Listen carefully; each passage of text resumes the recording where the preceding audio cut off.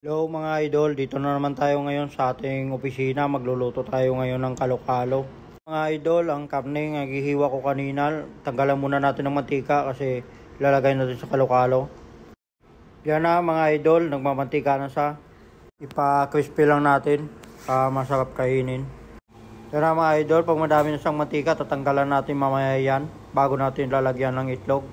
Yan na mga idol, nilagyan ko na ng itlog. Tapos mamaya haluin na natin yan ng itlog. Ilang natin konti ang itlog para masarap siya. Yan na mga idol, haluin ko na ang itlog. Natin ang karne ng ipakuha natin. Natin ang mantika. Yan na mga idol, maya ilagyan na natin ng kanin yan. Yan na mga idol, okay na siya. Lagyan na natin ng kanin. Kayo na lang idol, mag-estimate ang kanin kung ano kadami ang ilalagay ninyo. So mga idol, kung dami kayong kakain, dami-damihan lang ninyo ang kanin. Yan na mga idol, tapos na natin lagay ng kanin, haluin na natin. Lagyan ko pa pala ng atay ng manok yan mga idol. Iprito ko muna ang atay mga idol, bago ko nilagay dyan. Yan na mga idol, malapit na sa maluto. Try ninyo idol, masasarap yan.